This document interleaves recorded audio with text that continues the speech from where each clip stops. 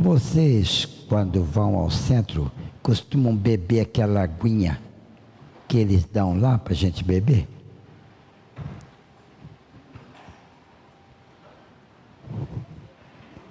Como é que é aquela história daquela água? A gente deve beber aquilo ou não?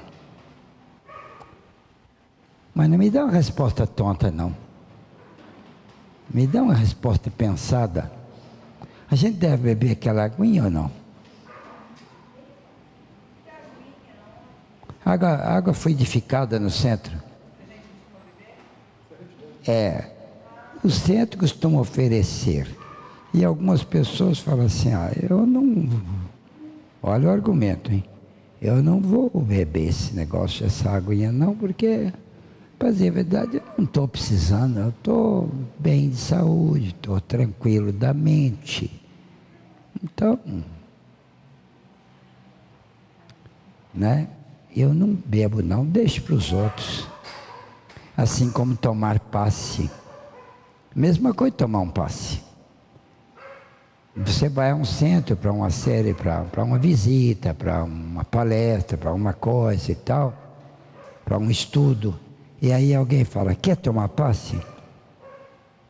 Muitas vezes eu falei, não, obrigado. Não quero não. Não é que eu não queira, não preciso, não estou precisando. Estou achando que não devo incomodar as pessoas que vão aplicar passe, aplicando em mim que não estou visivelmente, conscientemente precisando. Acho que é até uma falta de caridade da minha parte ficar tomando energia dos outros, quando na verdade eu não estou precisando. Eu posso até dar um passe, se você precisar de ajuda lá, eu estou em condições de ir lá oferecer energias. O que é verdade, não é se chamar você para uns 4 ou 5 aqui para ir ali dar um passe, vocês não vão? Chega lá com a maior cara de pau do mundo, enfia a mão lá e dá um passe, é ou não é? Você está bem assim para dar passe?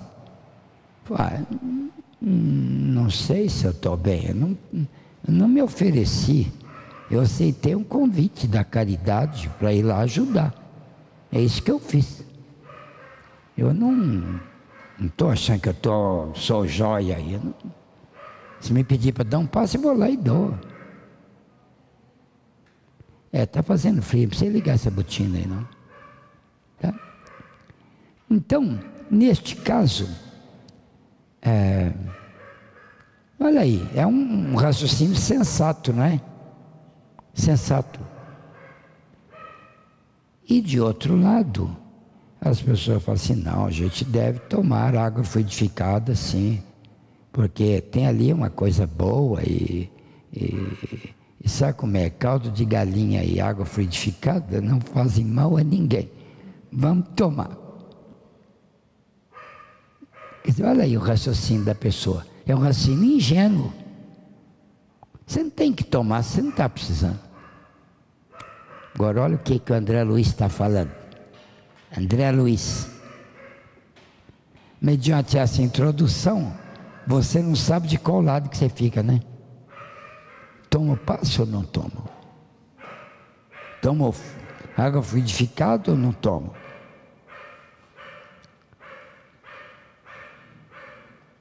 Uau!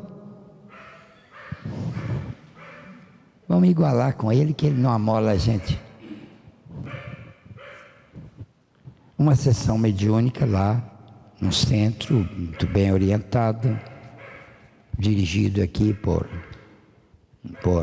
instrutor espiritual de nível, instrutor Clementino, é a sessão que dá orientação para o André Luiz escrever esse livro. É tudo tirado dessa sessão aí. Então a gente supõe que é uma sessão muito bem orientada e valiosa, né? E aí, lá pelas tantas, pequeno cântaro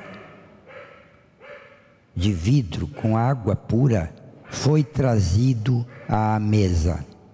Cântaro, se você não souber o que é, você pensa numa vasilha, num recipiente. E foi trazida para a mesa. Lá na sala estavam o André Luiz, aprendiz, o Hilário, que é um outro médico, que estava amigo, colega dele, aprendiz também, e o instrutor Aulus, que dava instrução para eles dois. Eles estavam fazendo estágio com o Aulus. Aí, ó, por que Hilário perguntasse, olhou aquele negócio da água chegando e perguntou assim: nós vamos participar de alguma cerimônia especial que precisa de água? Aí o instrutor disse assim: não, nada disso. A água potável destina-se a ser fluidificada. O líquido simples receberá recursos magnéticos de subido valor para equilíbrio psicofísico dos circunstantes. A gente escutando aqui, a gente fala assim: não perco mais água fluidificada. Até aqui você escutou e tirou essa conclusão, certo? Pode tirar, vai tirando as conclusões. Se espíritos do bem vão botar recursos magnéticos de subido valor na água para benefício dos circunstantes, eu não vou tomar? Claro que eu vou.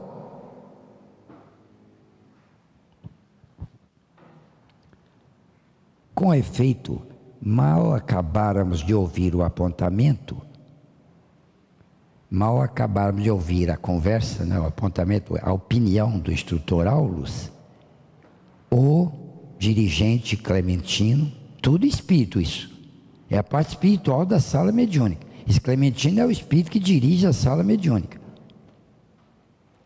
Tudo aqui no livro é com o Clementino, não fala mais ninguém, é só o Clementino e os outros ali, quer dizer, os espíritos que comandam a sala. A gente pensa que é a gente, né? A gente é tonto, não é? Essa água foi trazida pelo plano espiritual? Não, aqui para o hospital. Pelos encarnados lá, no filtro lá. A água ali, ó. Igual aquela ali que eu tomo segunda-feira. E aí, mal acabáramos de ter essa conversa, o instrutor Clementino se abeirou do vaso com água e, de pensamento em prece, aos poucos se nos revelou coroado de luz. Ele orou, se iluminou. Daí a instantes de sua mão direita, espalmada sobre o jarro, partículas radiosas eram projetadas sobre o líquido cristalino, que as absorvia de maneira total. A água é o maior absorvente de energias espirituais, maior que tem, e retém também. A água absorve e segura. Se você der um passo numa camisa para levar para o parente lá, a camisa também absorve e retém.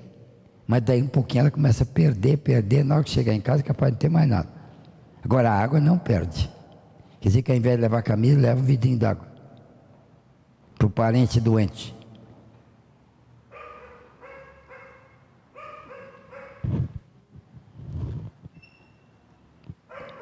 Aulus então começou a explicar. Por intermédio da água fluidificada, precioso esforço de medicação pode ser levado a efeito. Há lesões e deficiências no veículo espiritual, no perispírito. Lesões e deficiências no perispírito há. E que depois vão se estampar no corpo físico,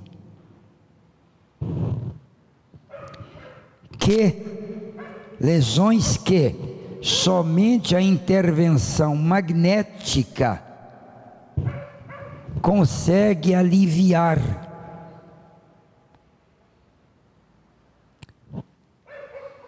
Atenção, consegue aliviar, vírgula.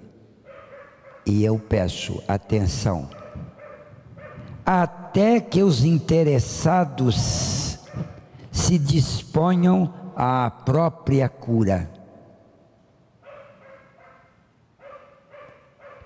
Ponto.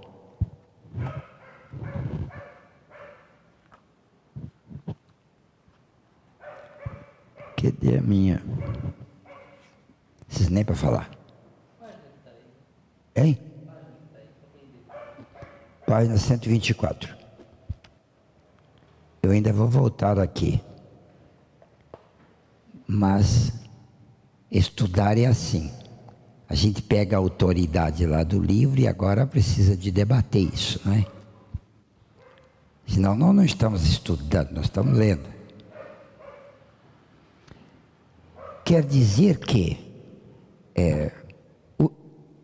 certas pessoas possuem certos problemas no perispírito, que são lesões, que são marcas, que são distúrbios, deficiências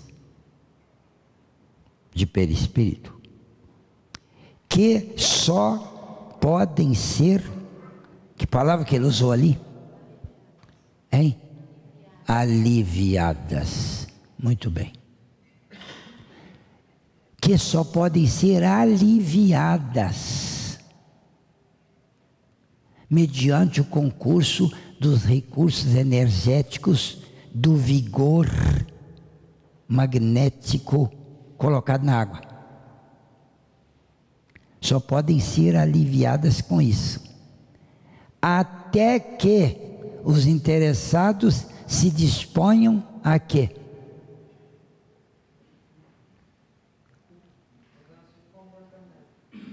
Não.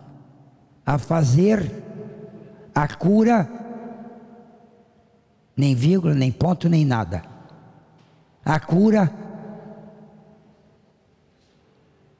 Vocês não ouviram, não? A cura deles? Pois é, até que se dispõe a fazer a cura própria. O importante mesmo não foi falado. Não lembram, não? Vocês não estudam, não? Quando a gente estuda, a gente tem que lembrar o que leu lá. Daí a pouquinho a gente para discutir. Você esquece o pedaço lá, como é que faz? Volta lá. Eu sei o que está escrito lá, mas eu quero documentar. Até que os interessados se disponham a... Até que os interessados se disponham à própria cura. Mas o que é que os interessados têm que fazer? Até que os interessados, quer dizer, o pessoal que toma Porque eles receberam a água fluidificada e ela não curou eles não. O que ela fez com eles? Ela aliviou. Aliviou. Passe também é assim. Passe não cura ninguém, mas alivia. E o indivíduo vai tomando passe de alívio até que ele se disponha a fazer o que é necessário fazer para se curar. Até que ele se disponha a assistir o curso real. Pois, bom, aqui no centro nós temos um curso que pretende preparar o indivíduo para ter uma interpretação própria de si mesmo, uma interpretação das coisas que seja competente e adequada para fazer a cura dele. O que é cura? Cura é alívio? Não, cura não é alívio. Se bem que um alívio faz parte da cura, né?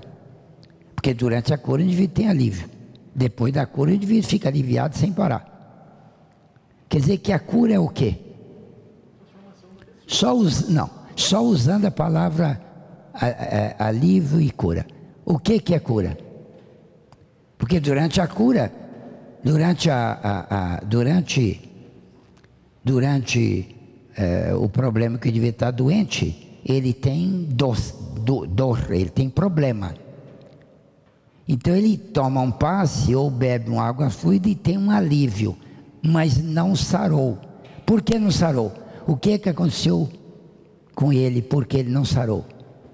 Teve uma suspensão do encontro que ele estava tendo. Então ele não sarou, ele teve um alívio, mas não sarou. Significa o quê?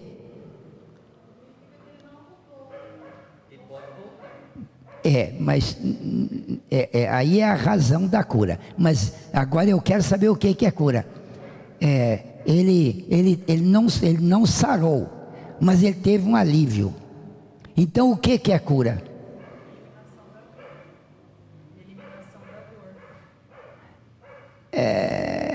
Mais ou menos isso, mas vamos ficar em cima da palavra alívio. Isso! Até que ele consiga o alívio permanente. Porque o que é cura? Na cura não devia estar sem nada, sarou. Quer dizer, o alívio agora é permanente. Porque se o alívio vem e vai embora, a gente não sarou. É igual quando o sujeito queima, ele enfia a mão dentro d'água, aí a dor some na hora. Queimou um pouquinho ali, ele enfia na água fria, sumiu. Aí ele, assim, já melhorou, né? Não está doendo nada. Aí ele tira a mão da água, a dor volta. Então ele não sarou, ele só teve um alívio lá dentro daquela água. A cura mesmo é o alívio permanente. Eu estou querendo ficar nessa palavra para ficar mais simples, porque isso que você falou é certíssimo. Entende? O que a Cláudia falou ali é certíssimo. Mas eu estou querendo manter a palavra para ficar simples e fácil da gente entender. Todo mundo entender. Porque eu aprendi durante muitos anos de dar aula, e até aqui no centro mesmo eu aprendi durante muitos anos de lidar com o ensino das regras de algumas coisas que eu pude ensinar. Eu aprendi que não adianta a gente ser muito claro. Não. As pessoas, por mais que a gente seja muito claro, elas vão entender do jeito delas.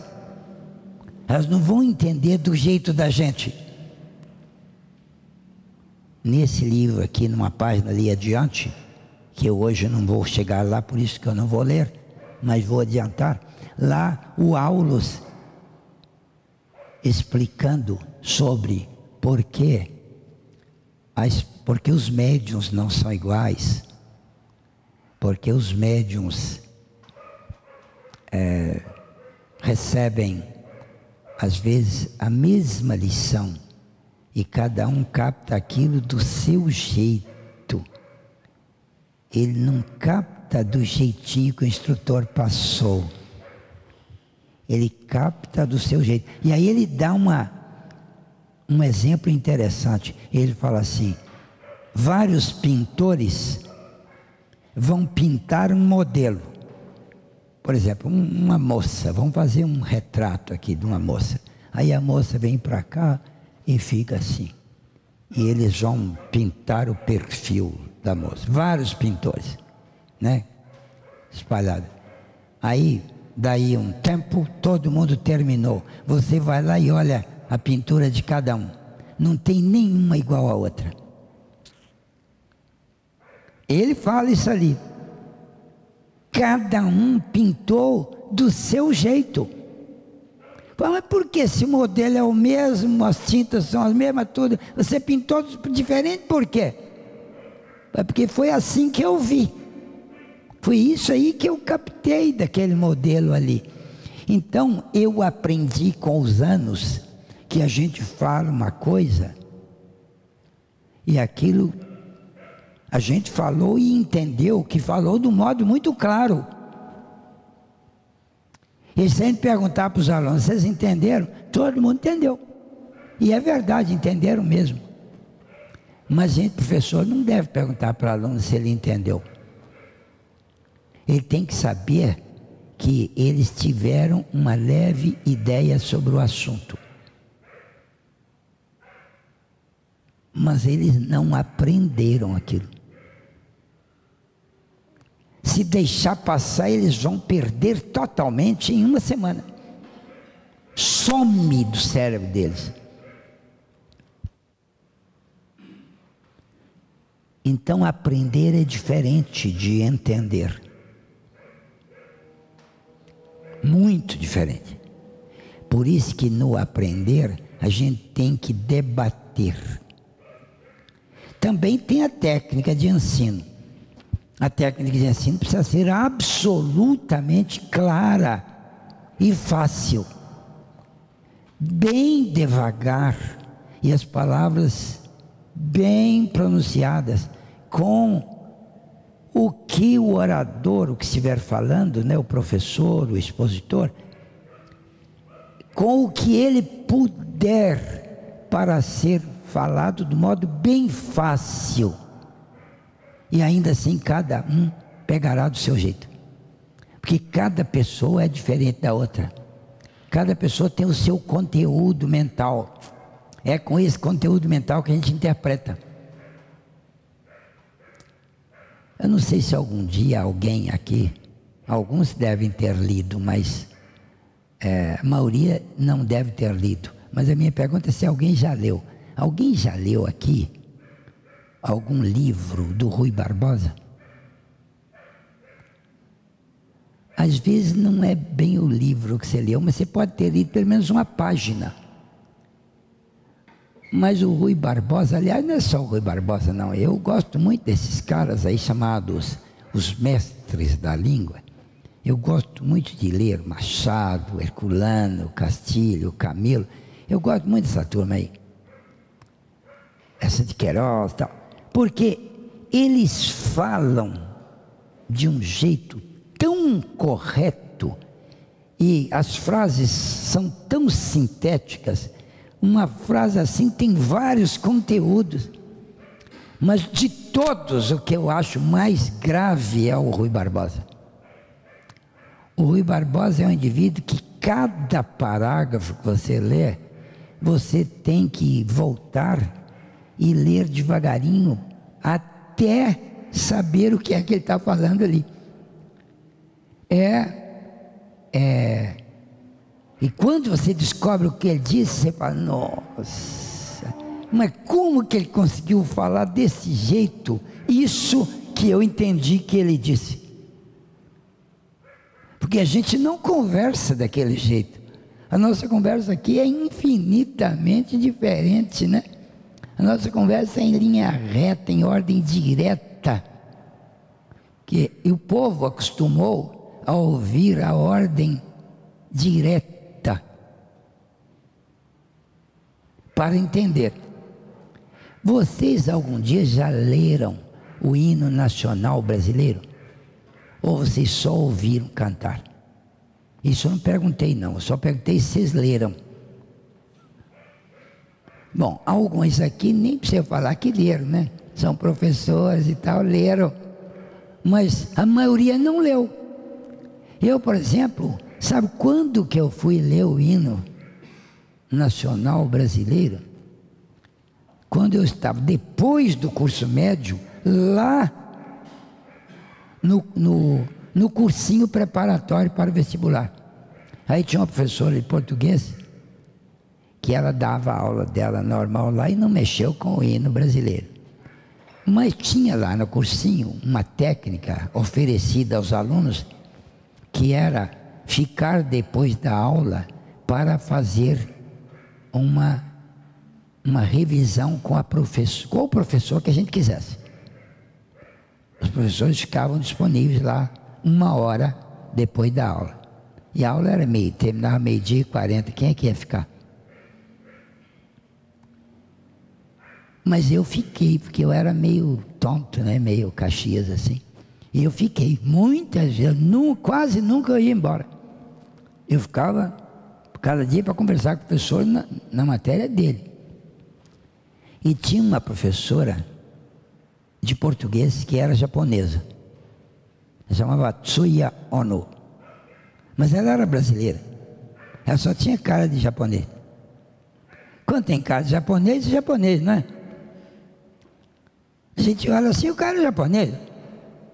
Mas essa mulher sabia português, feito uma danada. Ela era brasileira.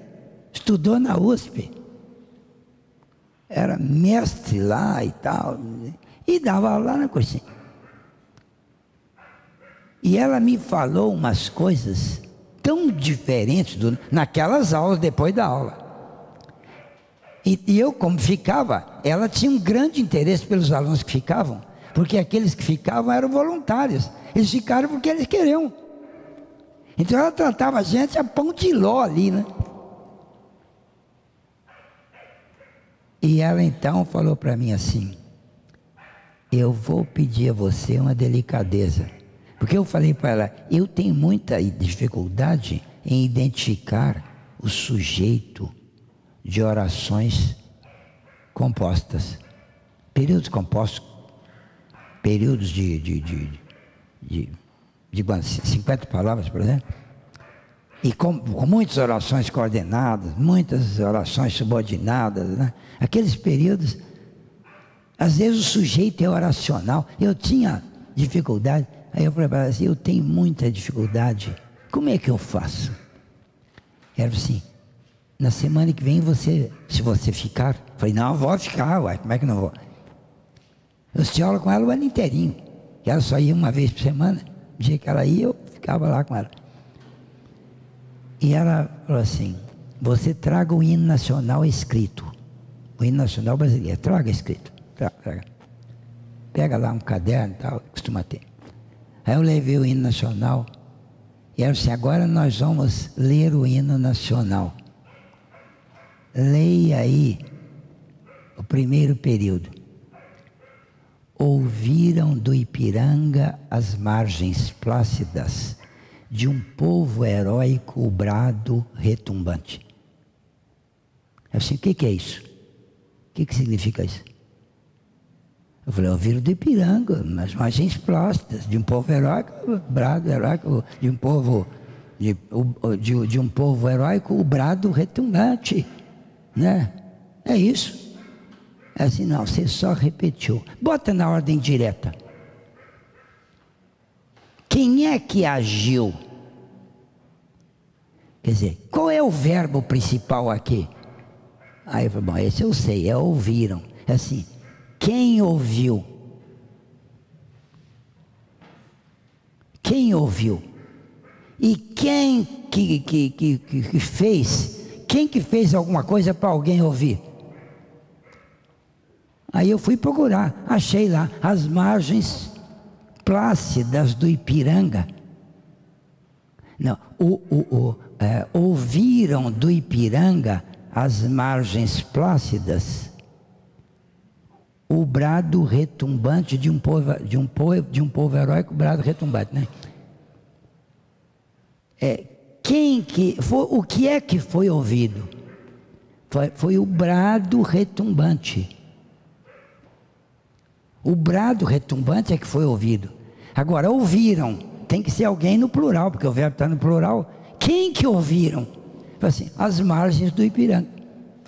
Então, as margens plácidas do Ipiranga ouviram o grito retumbante de um povo heróico. Então, o grito retumbante é o que as margens ouviram. Aí é que eu fui começar a entender o hino nacional brasileiro. E eu estava tentando aprender sujeito.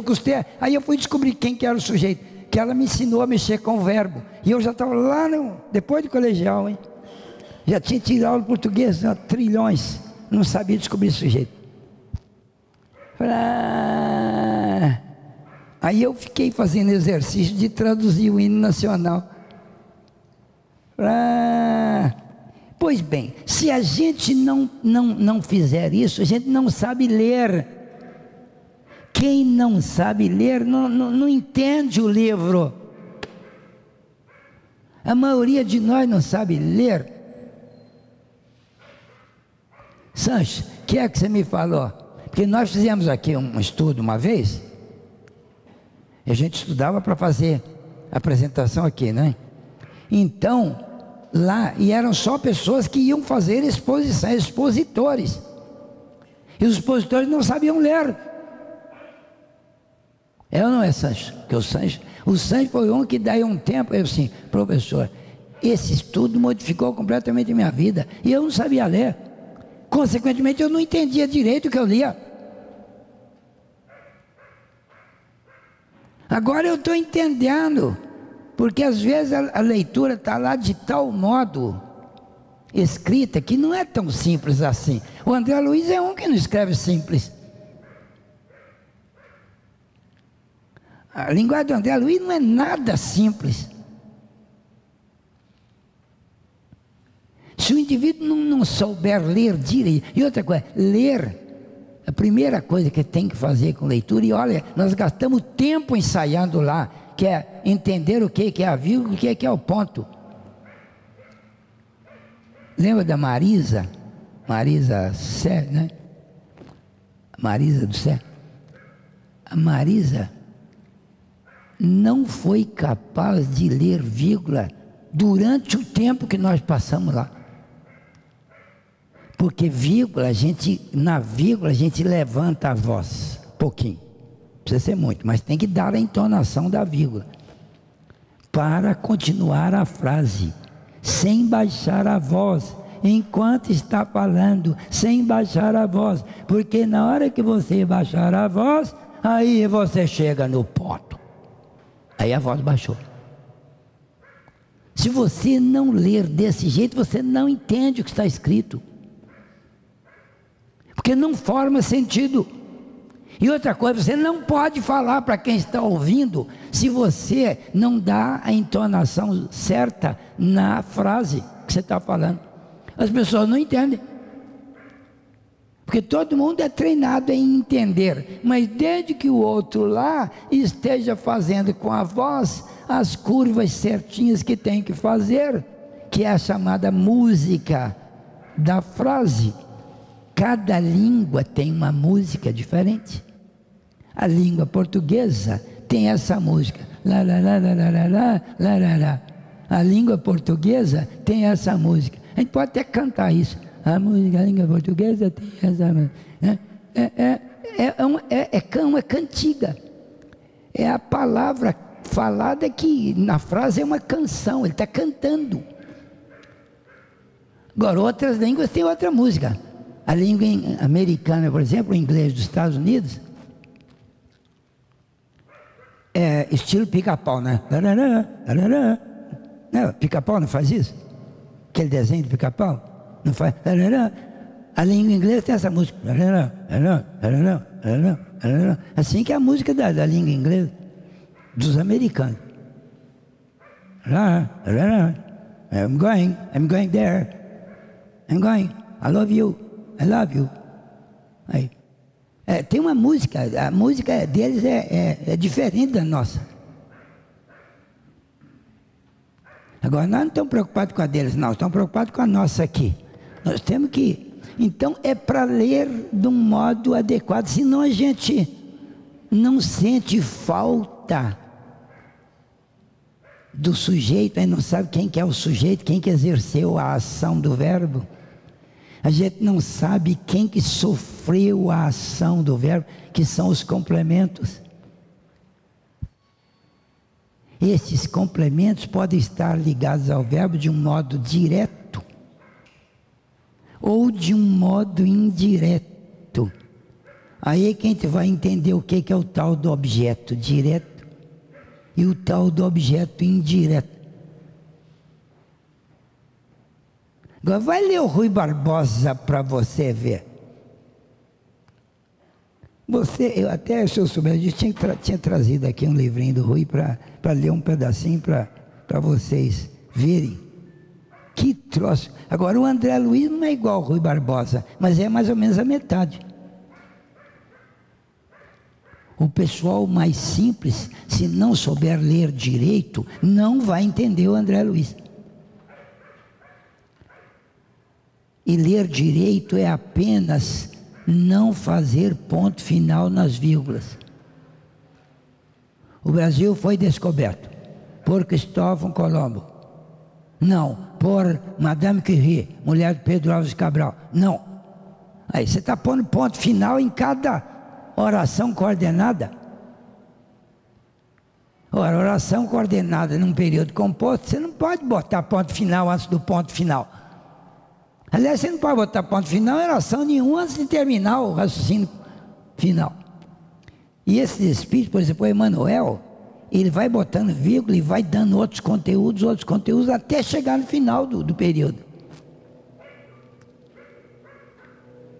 O meu computador é programado para avisar que o período já tem 50 palavras. O de vocês também é assim? Quando tem 50 palavras, fica tudo riscado embaixo, e você vai lá assim, tem mais de 50 palavras. Né? Tem isso no computador de vocês? Pois é. Então, quer dizer, período não deve ter nem perto de 50 palavras. Senão, ele fica complicado demais, fica difícil de entender. O André Luiz aqui, ó, tem período de 80 palavras. Mas ninguém falou para ele. Aqui, ó, dali até aqui embaixo, ó, é um período só. Aqui, ó, o ciclo. Há diferentes gêneros de mediunidade, contudo importa reconhecer que cada espírito vive em determinado degrau de crescimento mental e por isso as equações do esforço mediúnico diferem de indivíduo para indivíduo, tanto quanto as interpretações da vida se modificam de alma para alma. O que ele falou aqui? Aí você fala, não sei, já perdi. Então você tem que ler isso devagarinho, pegando pedacinho por... Agora, se você vai escrever para povo, você não pode fazer período comprido de jeito nenhum. Você tem que fazer período curto. Porque fica fácil do indivíduo parar e entender aquele pedaço. Agora, se você está lendo livro dos outros, esse livro aqui, você não pode deixar de ler. E se você vai ler esse livro e não lê direito o negócio das vírgulas, você não vai saber o que ele está falando. E nós somos mal treinados em leitura. Leitura se aprende lá no primário, lá no segundo, terceiro ano primário. Terceiro ano primário meu e quarto ano primário meu foram doídos de leitura. E era uma professora chata que vírgula, levanta a voz, raio. E botava assim, vírgula, e botava uma flecha para cima assim, ó, para a gente não baixar a voz na vírgula. porque senão você não entende a oração, e são várias orações, não entende nenhuma.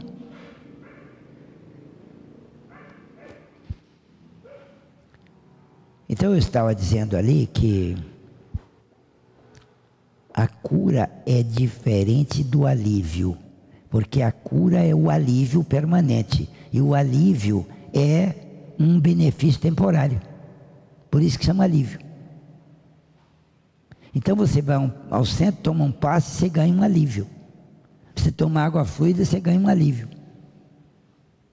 Certas doenças do perispírito só se aliviam com água fluidificada ali ao passe. Alívio. Até que o indivíduo se disponha à própria cura. Quer dizer que o centro espírita não tinha que ficar dando passe no povo, nem dando água fluida para o povo, nem tomando providência para curar o povo.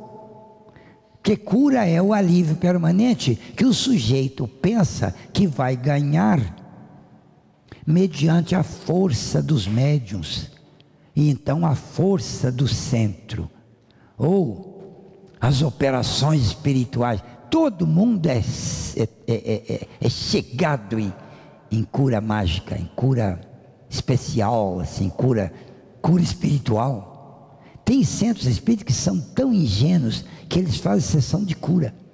Chama sessão de cura. Mas que absurdo, você não pode fazer sessão de cura, só pode fazer sessão de alívio, rapaz. Você não sabe quem é que cura. Não é o centro que cura, o que cura é a doutrina espírita. O indivíduo, para curar, ele tem que resolver a causa do problema dele. E a causa do problema dele, você nem sabe qual que é. Você sabe que você está dando um passe para ele, e capricha que o seu passe seja bem forte, para ser bem bom. E conforme a coisa é tão bom que cura. E o cara acredita que curou mesmo. Vai lá, recebeu uma operação espiritual. Recebeu uma operação espiritual e curou. Fala, não curou. Fala, mas já vi pessoa que saiu curada. Fala assim, quanto tempo ela ficou curada? A cura espiritual às vezes é um alívio um pouco mais demorado, mas vai voltar. Porque se ele estava com uma doença que não era casual, ele só vai curar daquela doença se ele consertar a causa que fez a doença. A doença de verdade, Milton da Cruz no livro Rosas com Amor, Chico Xavier. A doença de verdade só se esvai quando se troca pelo remédio da dor da doença que provoca. O que quer dizer isso? Quer dizer, você fez uma doença lá, deu uma dor. Agora essa dor só sai se você deu uma dor em você. Essa dor é a cura do mal que você fez. E esse mal só sai se ele for trocado pela dor. Ou então, se você conseguir fazer aquela substituição que a doutrina espírita oferece. Porque a lei divina não cura só através da dor. Ela cura através da dor quando o indivíduo recusou os outros processos. E o outro processo é o do aprendizado e o da modificação das condições mentais e o ressarcimento do mal que ele fez contra alguém.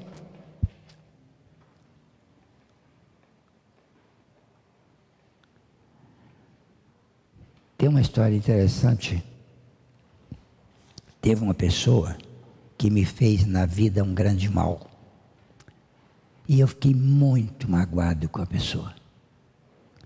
E por mais que eu tentasse perdoar a pessoa, era tão revoltante o que ela fez que eu... Mas que desgraçada, a pessoa não podia ter feito isso. E fiquei com aquela mágoa. Com o tempo eu até fui esquecendo, mas a mágoa ficou lá. E eu com o espiritismo, tentando me livrar daquela mágoa. Aí eu comecei a fazer prece para a pessoa. E a mágoa está lá. Quando eu lembrar da pessoa, desgraçada, eu não conseguia perdoar. Eu não tinha pena da pessoa, não tinha condescendência, eu não tinha aquela misericórdia, que é o perdão. Não conseguia perdoar. Eu não conseguia jogar a mágoa fora. Aí um dia a pessoa me mandou um e-mail, depois de muitos anos. A pessoa mora lá, para lá do Caixa Prego. Não, hoje ela mora mais perto do céu, porque eu já fiz as pazes. Por causa dela, da pessoa. Ela me mandou um e-mail falando assim: será que você se importaria muito em permitir conversar um pouquinho comigo? Aí eu falei: mas que frase desgraçada, senhor. Com essa frase eu não posso recusar. E eu não quero conversar com ela. Mas com essa frase, se eu me incomodaria muito em permitir conversar com ela um pouquinho. Eu falei: tá bem, permito. Pode falar o que você quer. Mas mandei uma resposta, né? Falando isso. Era assim: eu vou precisar de algum tempo. Pode ser pelo Skype ou pelo Face, MSN do Face. Eu falei: até que pode. Mas seja breve, porque eu não tenho muito tempo, não. Quer dizer, eu estou furioso com a pessoa ainda. Rancor bravo. Aí a pessoa veio lá e mandou umas coisas assim: desde aquele dia até ontem, eu não tenho tido paz nenhuma, por causa do que eu fiz com você. Aquilo lá foi tão dramático, tão doloroso, tão ruim, tão pecaminoso, tão psicótico da minha parte, que eu não tenho me dado alívio.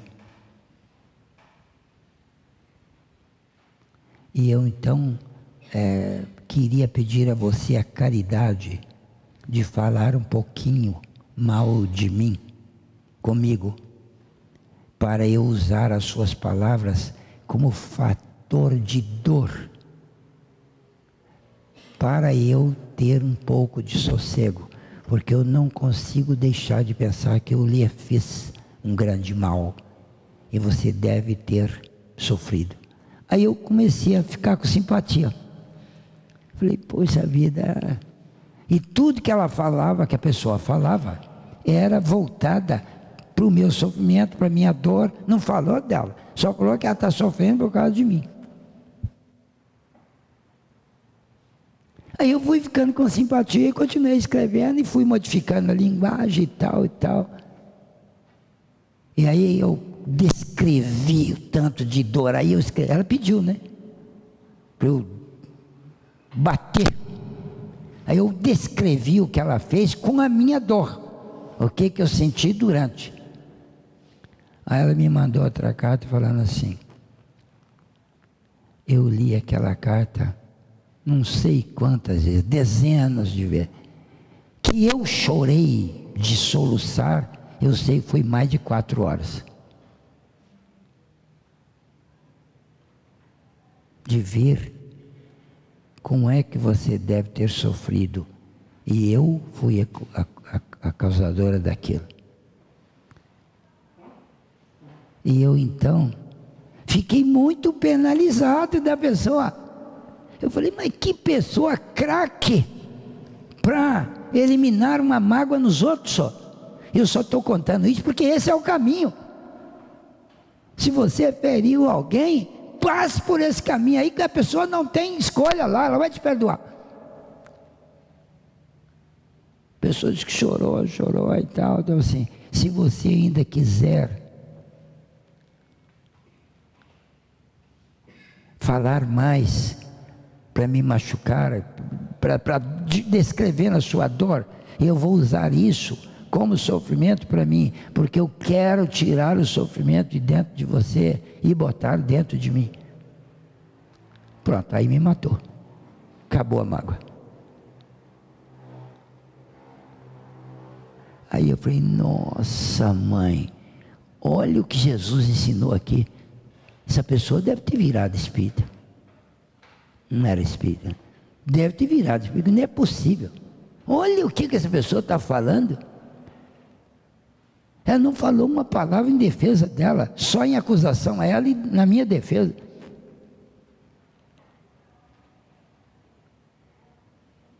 Aí eu falei, estou recuperado, consegui jogar a mágoa fora. Devo a você um grande benefício, porque a minha dor, a minha mágoa prejudicava a mim. André Luiz, no livro Agenda Cristã, diz assim: a mágoa é uma víbora que se aninhará dolorosamente na sua alma. Aninhará. Não pode guardar mágoa. Ninguém pode. Mas tem mágoa que não consegue. Eu fazia força verdadeira para jogar essa mágoa fora. E a vontade que eu tinha que a pessoa fosse atropelada era verdadeira. Falei, todo mundo passa debaixo da roda do carro. Essa desgraçada, essa pessoa não passa.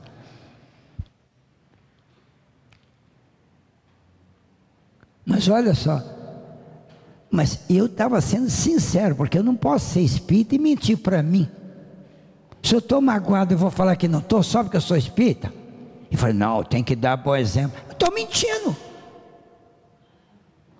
Além do mais, eu não te ajudo, porque você também fica magoado.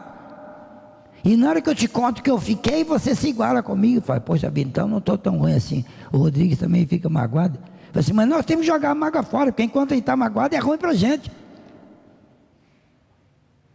Pois se a pessoa não fizer isso que essa pessoa fez com você, não tentar desfazer. Fala, você tem que desfazer sozinho. Fala, como é que desfaz sozinho? Você agarra com Jesus de verdade. De verdade. Tem um versinho de um espírito que me comove quando eu falo aquilo. Ele fala assim, um espírito.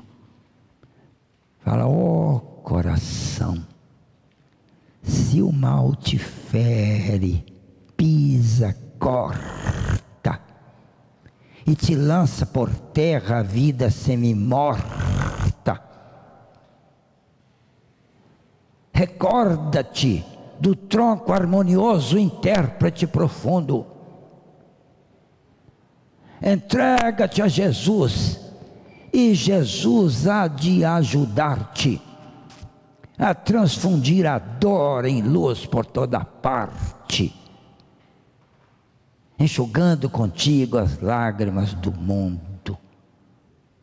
É um soneto psicografado pelo Chico. Um soneto que começa tonto de tudo, fala do tronco. Lá na floresta tinha um tronco bonito e tal. Um dia chega um machado e o tronco geme e chora ao machado violento. Né? Ninguém lhe viu no bosque o trágico do tormento. Hoje, porém... Bom, fala que o tronco, alguém chegou e fez dele um emérito violino do tronco. E ele então saiu pelo mundo comovendo multidões. E ele encontrou uma justificação boa e conseguiu ser feliz, a despeito de ter perdido a vida lá no bosque. Ninguém lhe viu no bosque o trágico destino. Quer dizer, o tronco, coitado, né? Ele chorou porque foi derrubado, saiu da floresta lá, que ele vivia com a passarada, o vale, o vento, a sombra, né? E aí alguém chega e corta. Então ele perdeu a felicidade, mas tendo conseguido se transformar num violino, ele começou a ajudar todo mundo e ficou feliz. Aí o espírito termina o soneto assim: ó coração, se o mal te fere, pisa, corta, né? e te lança por terra a vida semi-morta. Então, relembra o tronco harmonioso, intérprete profundo. Entrega-te a Jesus. E Jesus há de ajudar-te. Quer dizer, esse é o jeito de perdoar. Se você tiver mágoa, você precisa de fazer exercício de se entregar a Jesus de um modo diferente. Porque esse modinho sem vergonha que você anda fazendo não está funcionando, não. Que a gente anda fazendo. Pedir perdão. Eu perdoo. Perdoa. Não, já perdoei. Perdoa nada, você tem mágoa do cara. Você não sabe. Seja sincero e procura para você ver se você não tem. Perdoar de verdade não é brinquedo. Quando o cara lá não fez nada para a gente perdoar ele, não é brinquedo. Agora, se o cara vem humilde e tal, aí a gente fica com pena dele e consegue desfazer da mágoa. Por isso que pedir perdão é importante.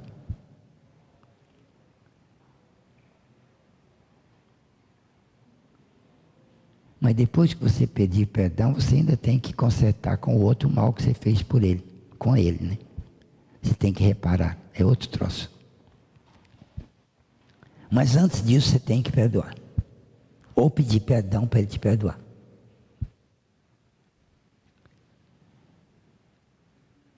Eu hoje em dia ando muito preocupado com o que é estudar direito e aprender certo.